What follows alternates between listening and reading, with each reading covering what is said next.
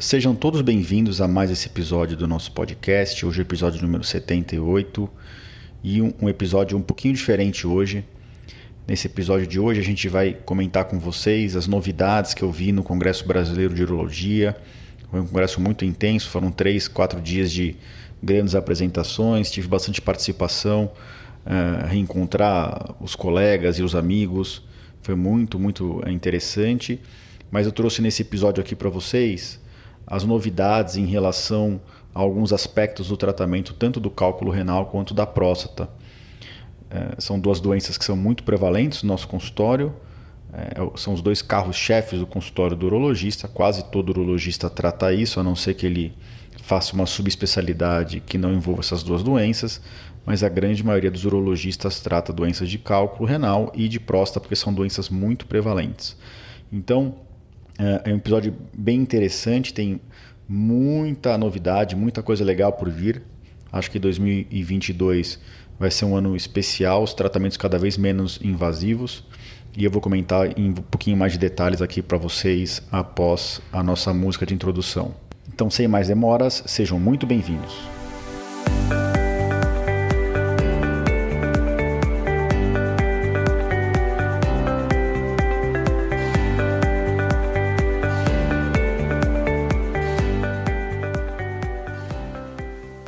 Bem-vindos ao podcast Conversa Aberta com o Urologista.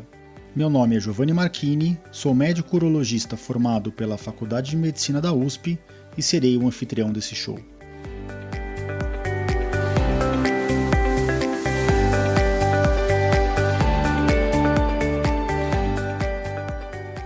Nesse podcast, queremos compartilhar conhecimento confiável e de qualidade sobre saúde. Com um formato único e inovador e sempre com o foco no paciente, nós vamos esclarecer as suas dúvidas, trazendo todos os ângulos das situações vivenciadas no dia a dia da urologia.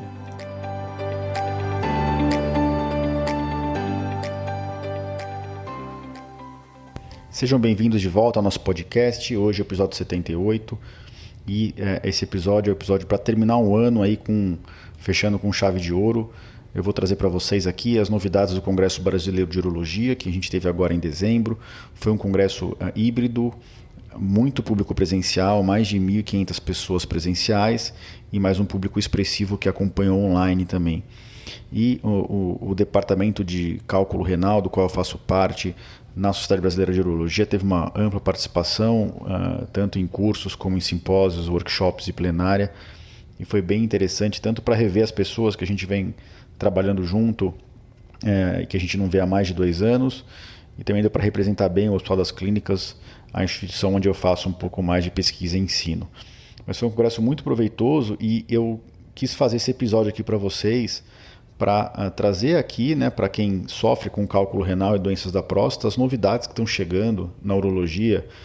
E cada vez mais a gente vê que as novidades surgem lá fora, nos Estados Unidos, na Europa e na Ásia, e elas chegam cada vez mais rápidas no Brasil. Antes tinha um delay, né, uma diferença, um intervalo de tempo de 1-2 anos para as tecnologias chegarem aqui. Hoje esse tempo cai muito, né? Em menos de 6 meses, algo que está sendo feito lá fora chega aqui, e o mundo mais globalizado, o contato próximo com os palestrantes estrangeiros e os urologistas estrangeiros também é responsável por isso, né? Hoje surge um tratamento novo nos Estados Unidos, no dia seguinte a gente está sabendo pelo Twitter ou mesmo pelo WhatsApp, a gente tem contato muito próximo com os estrangeiros, né?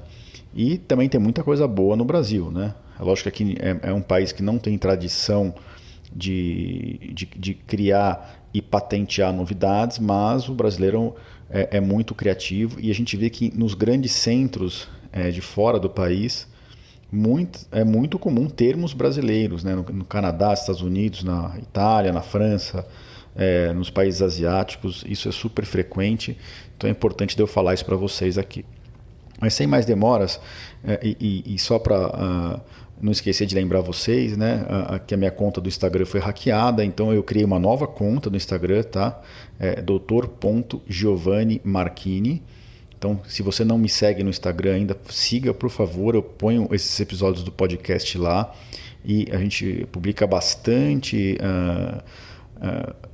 temas, né, de urologia, cálculo renal, próstata e outros, né, urologia feminina, urologia infantil. E a gente está começando meio que do zero. Infelizmente, o Instagram realmente não ajudou. E eu estou tendo que começar uma conta do zero, mas a gente não desiste. Nosso objetivo é levar conhecimento para todo mundo. E esse episódio, como sempre, vai estar dentro do meu site, no www.urologista.com.br/podcast/episódio 78, tudo isso junto, tá? Então, dentro do meu site, você pode fazer comentários, fazer perguntas, curtir, mandar o episódio para quem você gostou, e eu deixo todos os links e informações lá. Então, sem mais demoras, o que a gente viu de novidade em relação ao tratamento do cálculo renal? Eu vou falar aqui do cálculo, que teve bastante novidade. Então, a primeira novidade que eu queria trazer para vocês diz respeito aos pacientes que têm aquela doença genética que a gente chama de cistinúria, que é uma doença em que o paciente ele tem um distúrbio no rim em que ele não consegue reabsorver alguns aminoácidos, e o aminoácido acaba sendo excretado pelo rim e forma os cristais de cistina. E essa doença é uma doença bem grave. Lógico que tem um espectro, tem gente que tem a doença mais grave, menos grave, mas uma doença que é bem dramática, afeta a qualidade de vida e muitas vezes leva o paciente para perder o rim ou insuficiência renal se o paciente não tratar direitinho. E nós temos drogas no mercado para tratar isso. O principal é o Thiola, né? Que é uma medicação bem cara e que sinceramente funciona muito mal. É uma medicação que a gente usa há décadas e não funciona tão bem. Mas tem um grupo americano que está fazendo um trabalho, ele fez um trabalho inicialmente experimental em ratos e teve um resultado espetacular, e agora está fazendo um trial bem grande em humanos, né, para ver se a droga é realmente eficaz e também para verificar a segurança.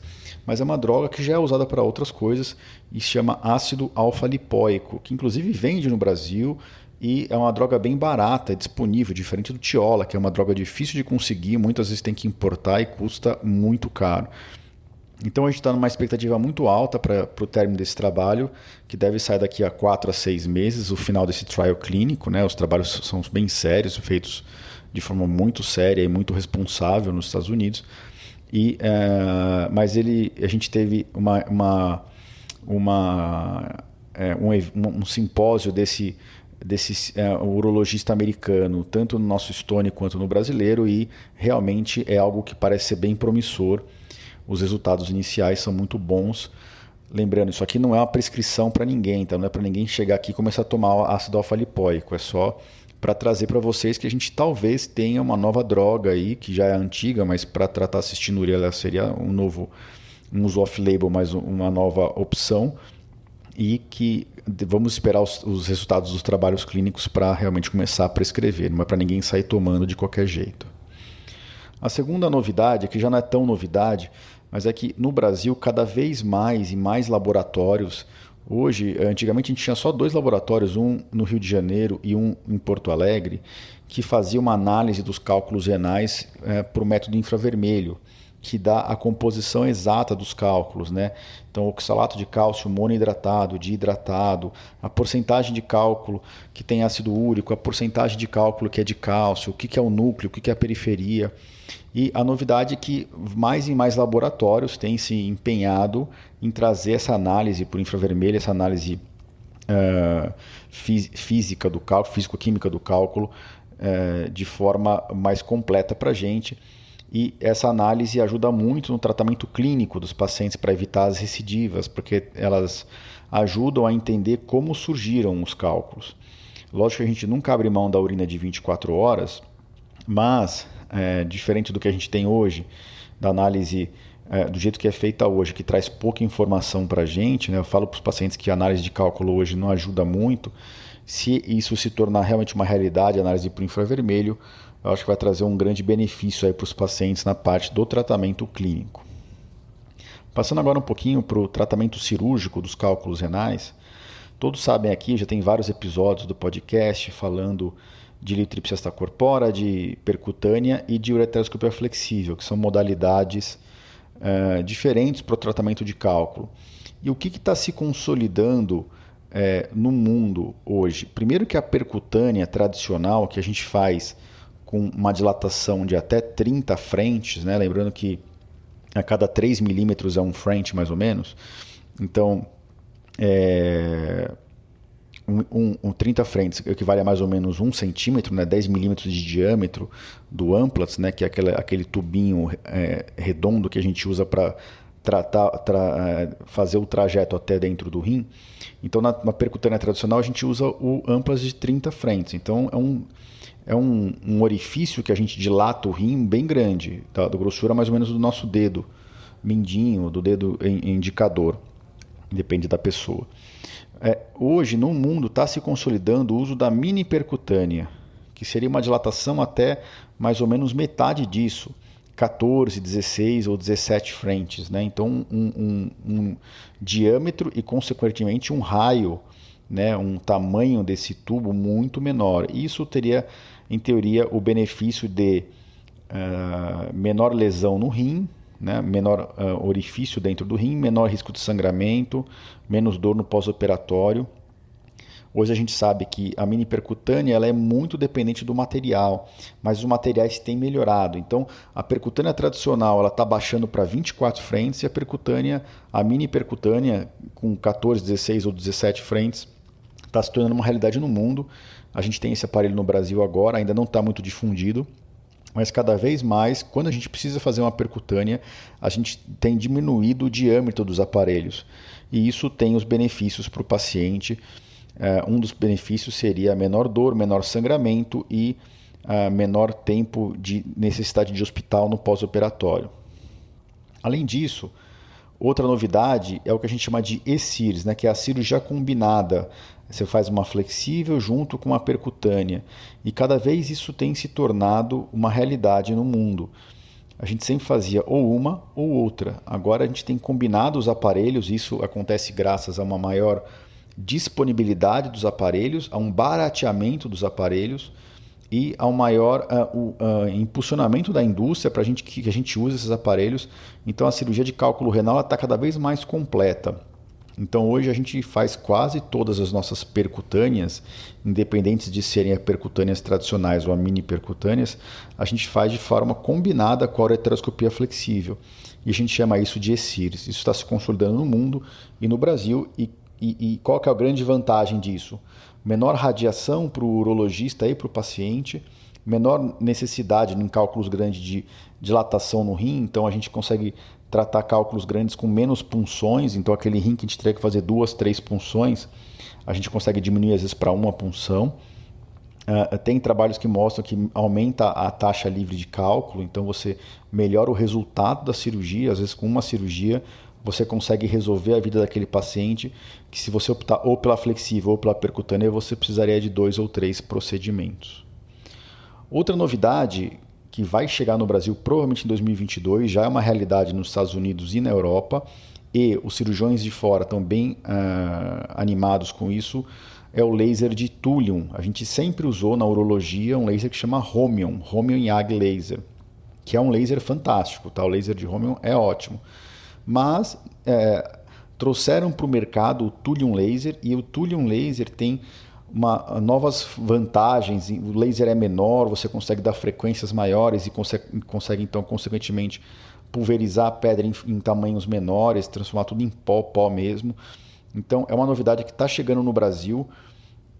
O Homion Laser ele é muito bom, então é difícil do Thulium bater ele. Mas o Thulium Laser tem se mostrado semelhante ou até melhor em alguns casos. Então, realmente é algo muito promissor, estamos bem empolgados. É uma tecnologia cara, mas quem vai absorver isso vão ser as empresas de material ou os hospitais. Acho que esse valor não vai ser repassado para os pacientes, assim esperamos. Então, o Thulium Laser está permitindo que a gente trate cálculos maiores com ureteroscopia flexível ou naquela ESIRS que eu falei agora, que é a flexível combinada com percutânea. Aliado a isso, outra novidade que já é quase uma realidade no Brasil hoje são os ureteroscópios flexíveis digitais, né? A imagem digital. Então a imagem fica fantástica. Eu ponho bastante vídeo de ureteroscopia flexível digital no meu TikTok, também estou lá como o Dr. Giovanni Marchini, é só procurar. E hoje é uma realidade o uso desses flexíveis descartáveis. Alguns são de uso único, você usou e aí você descarta o aparelho. Outros eles são descartáveis após 20 horas ou 4 horas, depende de marca. Né? Então temos aparelhos de várias marcas e isso é muito bom, porque quando tem várias marcas, quer dizer que o mercado está pedindo várias marcas, isso aumenta a concorrência e, consequentemente, o preço cai. Esses aparelhos que já foram caríssimos, hoje têm um preço bem acessível no mercado e a gente já faz hoje praticamente todos os nossos flexíveis com o aparelho digital.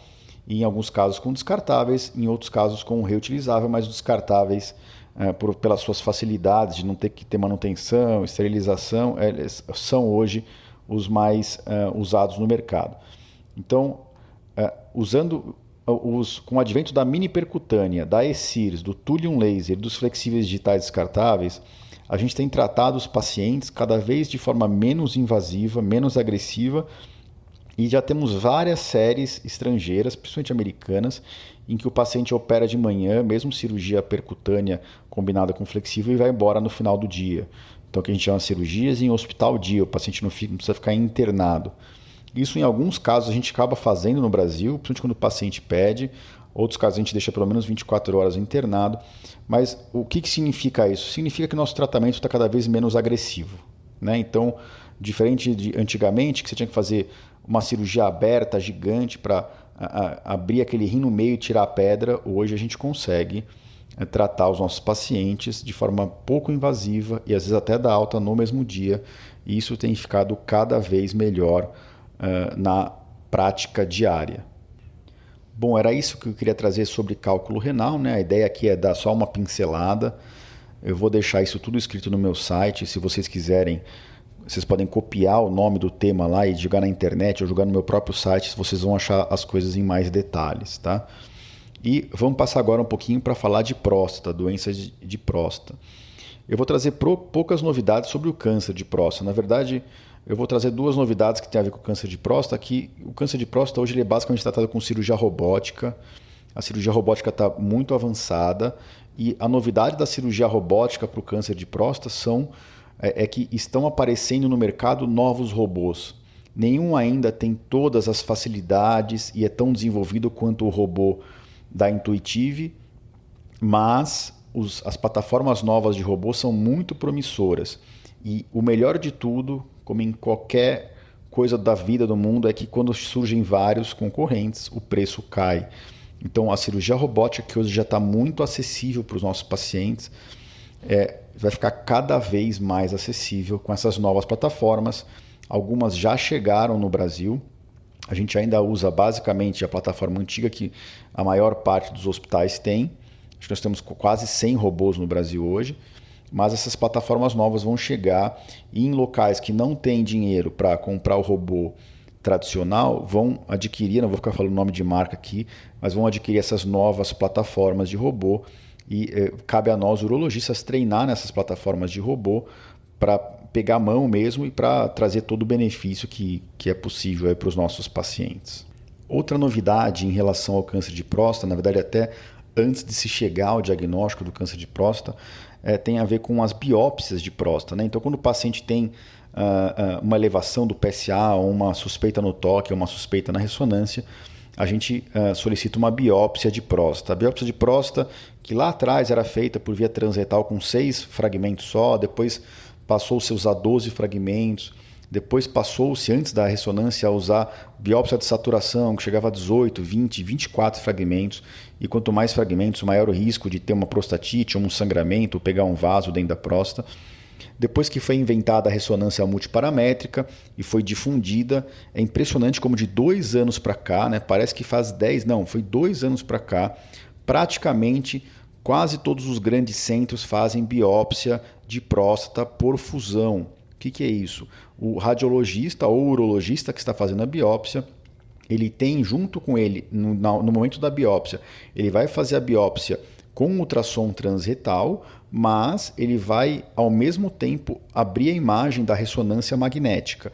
E com isso ele consegue, existem alguns softwares, né? Então existe a biópsia por fusão com software, então o software ele sincroniza a imagem da ressonância com o ultrassom, ou o mais comum, quando o radiologista ou urologista é muito experiente, ele faz uma biópsia cognitiva. O que é isso? É um nome bonito para falar que ele olha na ressonância e ele projeta isso, ele imagina aonde é exatamente essa posição no ultrassom que ele está fazendo naquele momento.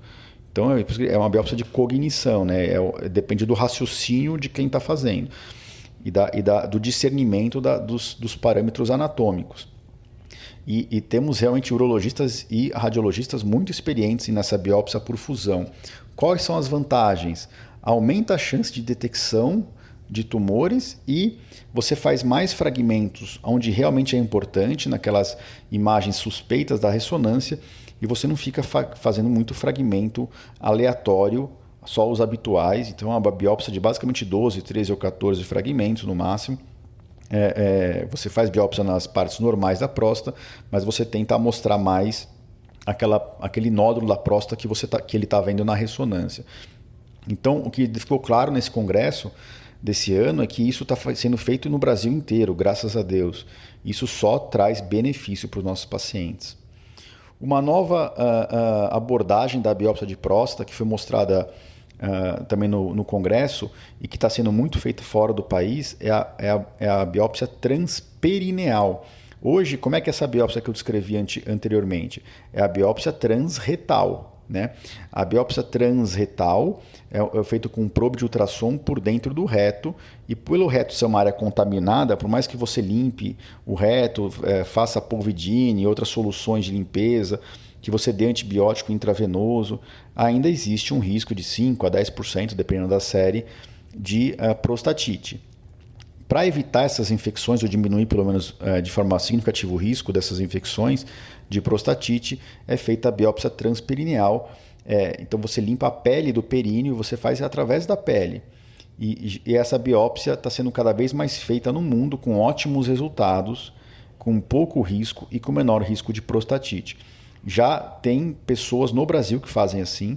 Tem um urologista do HC que eu até vou trazer aqui no podcast para falar sobre biópsia de próstata, que eu acho que é um tema bem importante, que tem feito de rotina essas biópsias transperineais, e realmente você estudando e treinando, o resultado é muito bom, com menor risco de complicação em relação à biópsia transretal. Então isso é um tema que já é uma realidade no Brasil, e agora quem faz biópsia tem que treinar mais a via transperineal para difundir isso ainda mais no Brasil.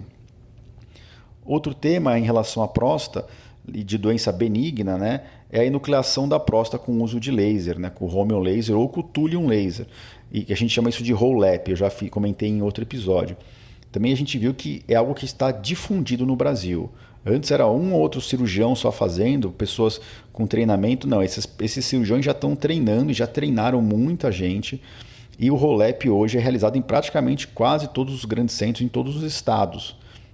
E ainda é muito feito com o Romium laser de alta energia, e provavelmente em 2022 o ROLAP para tratamento de hiperplasia prostática benigna, né, para aquele paciente que tem dificuldade para urinar, ele vai começar a ser feito com o Thulium laser. Essa é uma nova promessa, então a técnica já está difundida, a promessa é que mude até o tipo de laser, e isso é muito feito fora do Brasil. Então o ROLAP, ou o que a gente chama de TULAP, né, que é a enucleação da próstata com o túlium, isso é algo que a gente vai ter contato em 2022. E por fim, o último tema que eu queria trazer para vocês é dos tratamentos minimamente invasivos para a doença prostática benigna.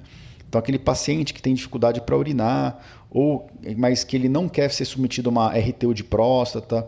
Eu já comentei aqui, fiz um episódio sobre embolização, mas hoje temos no mercado, isso já está aprovado no Brasil, técnicas pouco invasivas, aquele paciente que não quer operar, que não quer ter ejaculação retrógrada, que não quer correr nenhum risco cirúrgico, quer fazer algo temporário ou algo minimamente invasivo para aliviar os seus sintomas. Então, eu não vou entrar em muitos detalhes, mas nós temos basicamente 3 opções. O iTind da Olympus, né, o Exime da Rocamed e o Urolift, da empresa Urolift mesmo. São 3 opções que você tem de tratamento ambulatorial para doenças da próstata.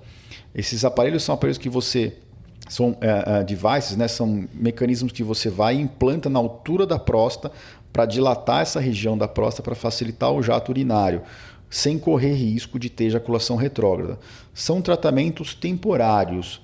Estão surgindo séries em literatura agora com 1, 2 ou 3 anos de segmento com bons resultados. Não é algo que concorre com a RTU de próstata do ponto de vista funcional, até melhora o fluxo de urinário, melhora os sintomas, né, que a gente usa aquele questionário que chama IPSS.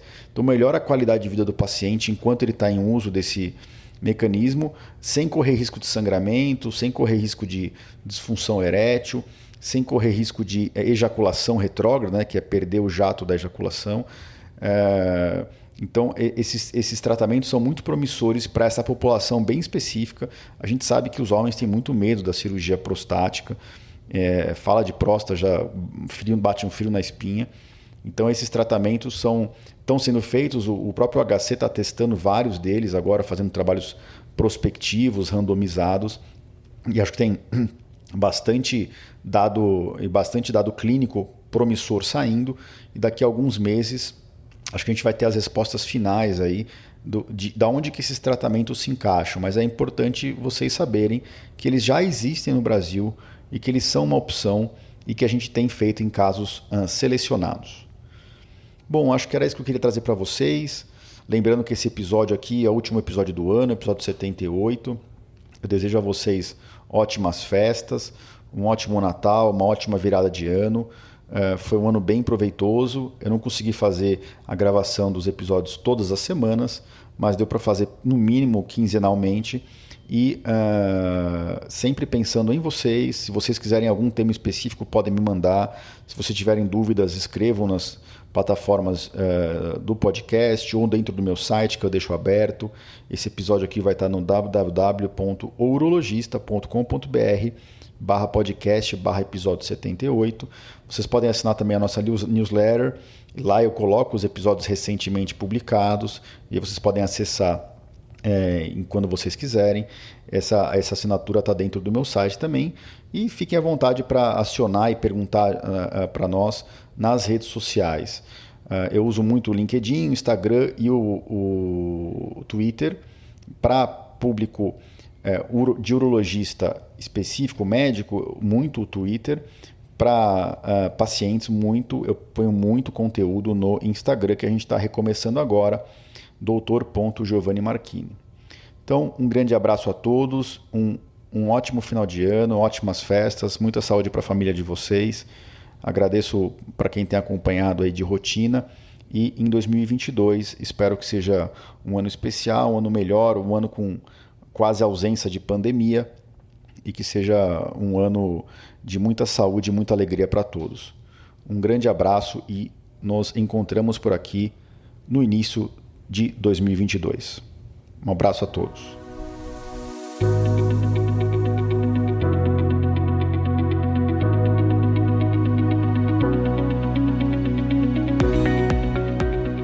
Você ouviu a mais um episódio do podcast Conversa Aberta com o Urologista. Mais uma vez, obrigado e até o próximo.